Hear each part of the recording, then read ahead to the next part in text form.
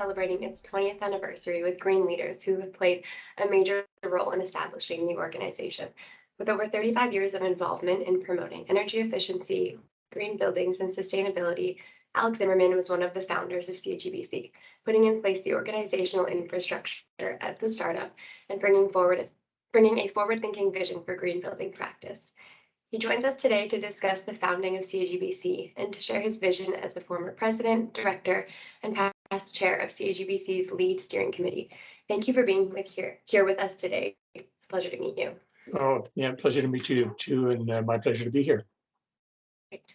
So as I mentioned, CAGBC is celebrating its 20th anniversary this year. I wanted to know, how were you involved in the founding of CAGBC? Yeah, in many ways, the formation of CAGBC was just one milestone, albeit an extremely important one on a long journey that we're still on. I mean, my memory and involvement in the green building movement goes back to the late 70s. I was part of the Canadian Intergovernmental Energy Management Committee. In the industry, the focus remained on energy through the 80s and into the early 90s, and then concern began to broaden to include other sustainability issues, and green buildings began to be used as a term, but really there was no agreement on just what a green building was.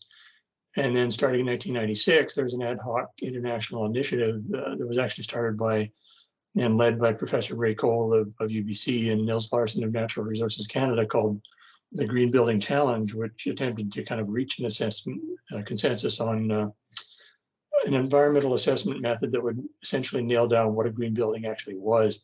And I was the Canadian team leader of that effort starting in 1999. And then that Green Building Challenge eventually came under the umbrella of the RAIC as one of its committees, and I was chair of it at that time.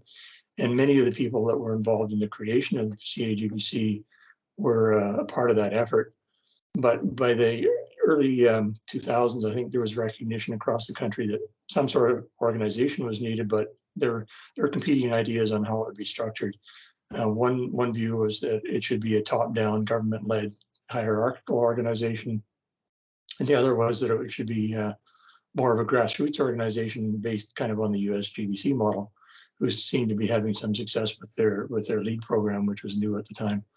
And there were also regional differences of opinion. CAGBC was initially accused of being a fringe West Coast group, but the US GBC style model prevailed, and 6 months after CAGBC was established, I was asked by the board to become the first full-time president. Wow, big build-up, but it seems like it kind of kicked off from there and has been really successful. Yeah, I would say that's it. Yeah. I mean, sorry? Go ahead. Perfect. So what were some of the critical factors, and who were some of the people that were crucial to making the organization a success in the beginning? Yeah, one of my favorite quotations is a fellow named Jean Monnet of France, and he was one of the originators and founders of the European community. He said, "Nothing's possible without individuals, and nothing is lasting without institutions." And that's always stuck with me. Institutions matter, and how they're set up is critical, because early patterns tend to persist for a long time. So I felt it was important to get it as right as we could at the start. And in the beginning, it was not a given that CAGBC would succeed. We were actually in a very precarious position. It's hard to believe now, but when I came on board as president in August of 2003, the Volunteer Advisory Board had raised only $60,000 in cash and found some donated office space. My salary was donated by my previous organization, which was BC Buildings Corporation, as their sponsorship contribution. And that's what we started with. So we essentially had no revenue stream to start with. We had a little money from membership fees, but no accreditation fees coming in, and no money from education programs. So a lot of my outreach work at the beginning was building and strengthening ties and connections across the country to make it a truly national organization. But CAGBC really was a team effort, and a number of individuals made crucial contributions, and really, the organization couldn't have succeeded without the volunteer work of all these professionals who normally would charge a lot of money for their time because they were all at the top of their game. But they stepped in when we didn't have the staff initially, and I think it kind of started with Ray Cole, whose work provided kind of the intellectual rigor and the underpinnings for everything we did in adopting and adapting a rating system. The founders, of course, Peter Busby always pushed us all to make the tough decisions and take action sooner than we might have otherwise. Kevin Hydes was always there every meeting with motivational inspiration. Joe Van Bellingham always brought the glass half full perspective, from his experience as a leading edge developer. John Hobbs and the REIC were helpful with admin support. Peter Busby negotiated the first license agreement with USGBC. Vivian Manask was absolutely critical. She was education committee chair, and she understood that there was a huge demand for green building education, and that by providing it, CAGBC would have the revenue stream it needed to get going. The first board chair, Ian Jarvis, was an extremely skilled leader who corralled and directed a whole board full of passionate individuals and led us into coordinated support and action. Nigel Howard at the USGBC was helpful as we at every turn as we adapted lead to the Canadian situation. I have to mention my boss at my former boss at BC Buildings Corporation, Jack Meredith, who was the one who pushed to have my salary donated to CAGBC, and it was a constant supporter and mentor in the background.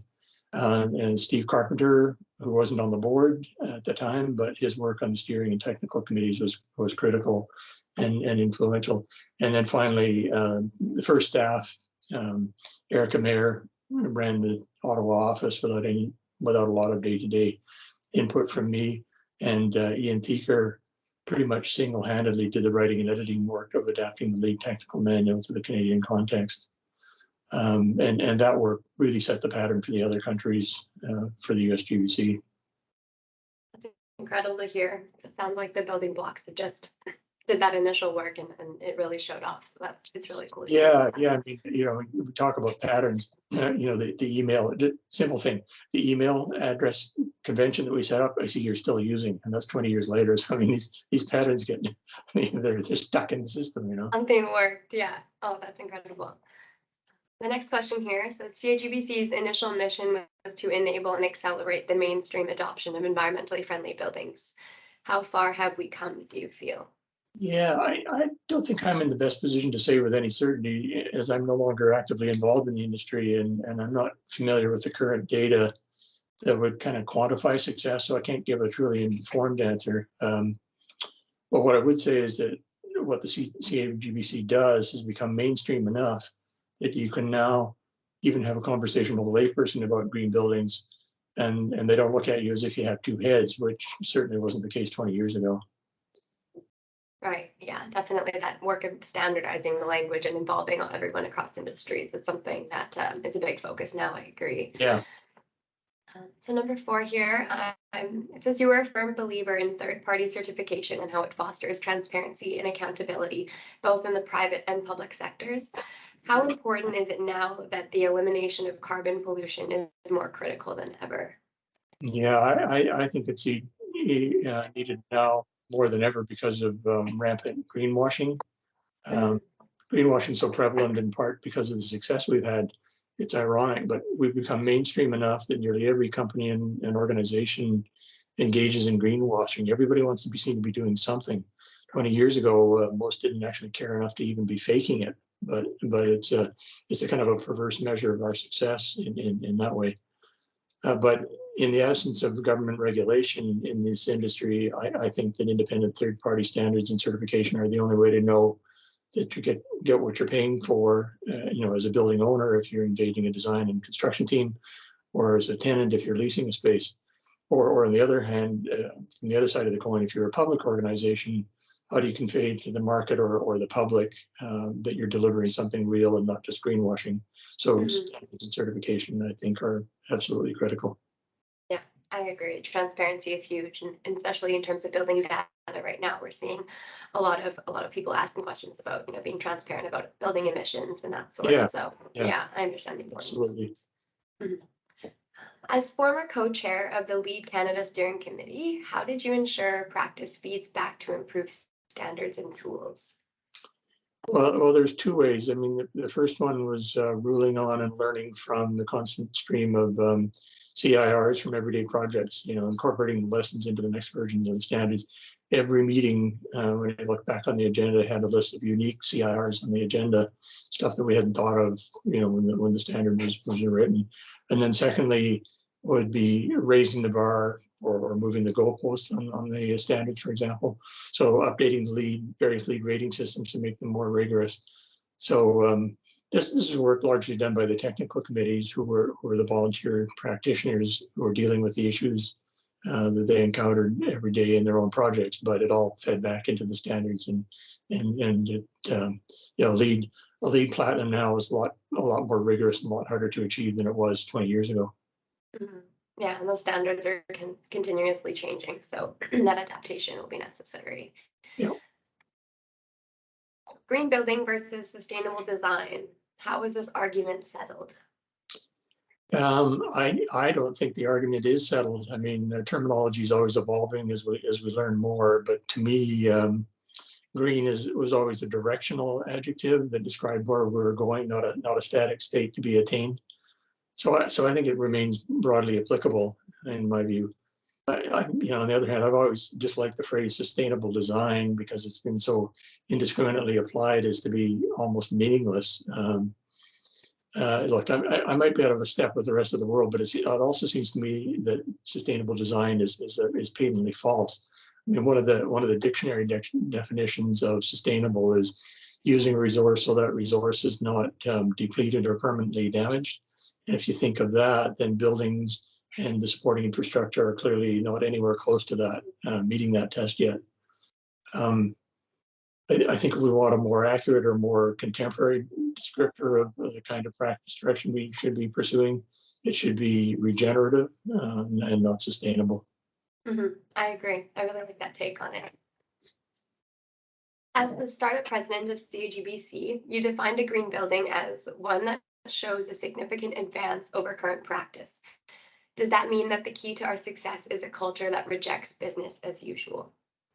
Oh, yeah, absolutely. I mean, it seems to me self-evident that since we got into our current state through business as usual, we must change. And I think the biggest change that we have to make, and probably the hardest one, is change our mindset. And by that, I mean that we humans have to agree and realize that we're not separate from nature, that nature is not something that's out there. There is no wilderness. It's all one, and we have to be stewards of a whole that integrates humans and civilization within the ecosystem. This is what First Nations have been trying to tell us ever since we arrived on this continent for hundreds of years. How we treat the natural world is ultimately how we treat ourselves. And our task in the industry is how to figure out how we can make all living systems, including humans, thrive alongside each other. How can we use the built environment to regenerate what we've degraded and make everything more biologically productive and allow every site to realize its full potential for life? Mm-hmm. Yeah, I agree. It's all about that balance. And I think, like you said, a change definitely has to come in order for us to start thinking about accepting that balance and working with the environment around us. Yeah. So what do you think CAGBC should focus on over the next 20 years? Yeah, I think the way I look at it is that an organization will be successful in its mission if it occupies the space between at the intersection of three things. So, what does society need? What is the organization good at? And what leverage points can the organization influence? So if we take each of those three in turn, societal needs, to me, the climate crisis is clearly the overwhelming existential crisis of our time for human civilization. I mean, in my view, if we don't solve this, nothing else matters really. So land use patterns, building, supporting infrastructure are major contributors to the problem. We know that, but they also then can be major contributors to the solution. And what is CAGBC good at? I see four main strengths. The chief of which is being able to bring together a broad and complex and otherwise fragmented industry to speak with a coherent voice on their behalf in the climate crisis. Secondly, it's maintaining the data and understanding the data in the building industry around these issues. Third-party standards and credibility, which we've already talked about, certifications, and then providing education combined with those standards and certifications. So the leverage points, I think I see three main areas. Advocacy is one of the biggest ones, and in this regard, governments matter. I'll tell you a little story.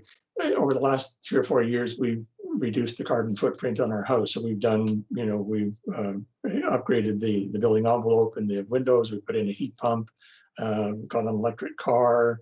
We don't fly nearly as much. We eat less meat. We've done all those things. And so I did the exercise using one of those online carbon calculators to say, hey, how much does the carbon footprint come down? And stuff kind of that everybody can do that's in their control. And it's reduced by about 40%. But it's the story of what remains, which is interesting. The biggest single chunk is still food. We all have to eat. And there's a limit to what you can do by your choices at the grocery store. And then the rest is scattered a whole bunch of things that you don't have a lot of direct control over. Like one that surprised me was insurance, for example. Like most people have life insurance and house insurance and car insurance, and insurance companies have a fairly big footprint, largely due to the buildings they occupy.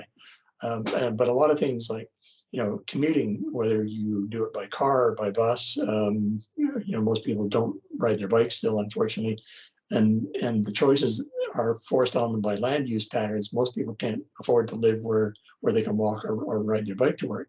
So there's a lot of stuff that's out of their control that is governmental decision. So advocacy to governments is huge. And voluntary programs like LEAD can only take you so far. They've always been aspirational ceilings, and not everyone participates. So there needs, in my view, to be a continually improving minimum floor to regulate the reluctant and the unwilling, the bottom.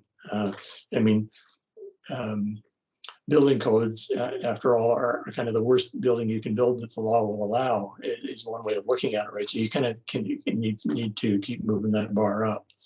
So CAGBC can be a strong advocate for governmental actions, getting rid of perverse incentives and so on.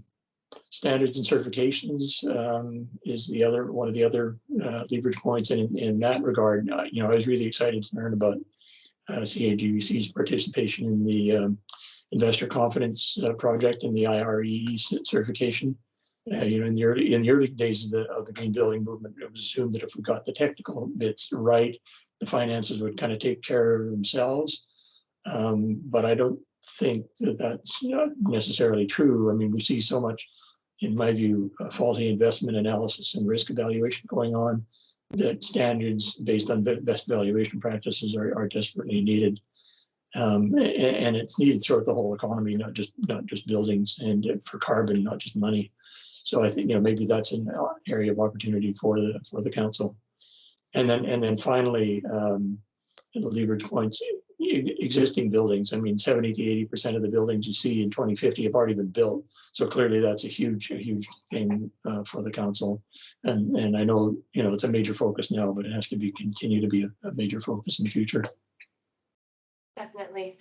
I can say I'm relatively new to CAGBC. I started a few months ago, and I can tell that as we're gearing up for plans, even for 2023, those three main points are definitely of top focus. So it's nice to see those aligned still. And then last question. So I read somewhere that you had not driven to work since 1977. I was curious if you're still counting and if that stands true. Well, it is true that I haven't driven a car to work since 1977, but in some regards, it's not as impressive as it sounds.